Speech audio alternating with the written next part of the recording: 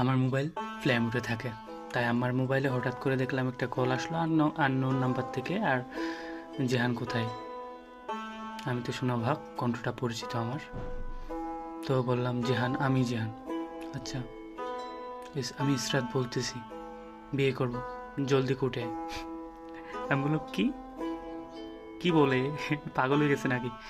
আমি কোনো কিছু বিবেচনা না করে হঠাৎ করে কিন্তু কুটে পৌঁছলাম। আমার 1 ঘন্টা পর্যন্ত সময় লাগছে।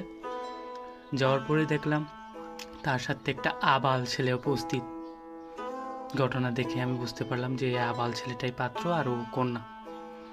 আমার মাথা তো মেজাজ একেবারে গরম হয়ে গেছে, কি করব জানি না। এরপর কি করব আর, দেখা হলো।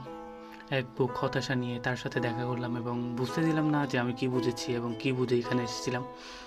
এরপর বললো একটা ছবি তুল। ছবি তুললাম, ছবি প্রিন্ট আউট করতে গেলাম, প্রিন্ট আউট নিয়ে আসলাম। তার জন্ম নিবন্ধন ফটোকপি করলাম, তার এনআইডি কার্ড ফটোকপি করলাম। এই সেই করতে করতে করাতে আমাকে দিয়ে কি করাবে? আর আমি তো বুঝলামই না, আমাকেই পাই। মানুষ কি কাজকর্ম এইগুলো করার জন্য আমাকেই পায়?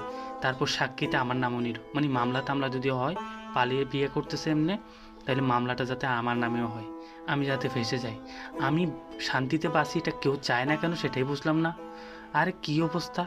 মানুষের বিপদে শুধু আমাকে ডাকে, আর আমার বিপদে কেউ আসে না। সব সময় শুধু মুসিবত আমাকে ফেলার চিন্তা করে। আরে ছেলেটা কি যে বাজে দেখতে, বিশ্বাস করেন। আমার মেজাজ একেবারে গরম হয়ে গেছে। কোটিপতি ঘরের মেয়ে, কি সুন্দর তোর মুখ, আর তুই এরকম বান্দরের মতো ছেলেকে কীভাবে পছন্দ করলি? কীভাবে যে পছন্দ করে খেয়ে জানে। আর বলতেছে কি, তুই একটু থাক না, আমার থেকে ভয় লাগতেছে। কি একটা অবস্থা দেখেন। বিয়ে করি আস্তে আস্তে দুপুর হয়ে গেল। এরপর দুপুরের লাঞ্চটা করে আমরা একসাথে আমি আমার মতো বাসায় ফিরে আসলাম। এক বুক হতাশা বুকে নিয়ে।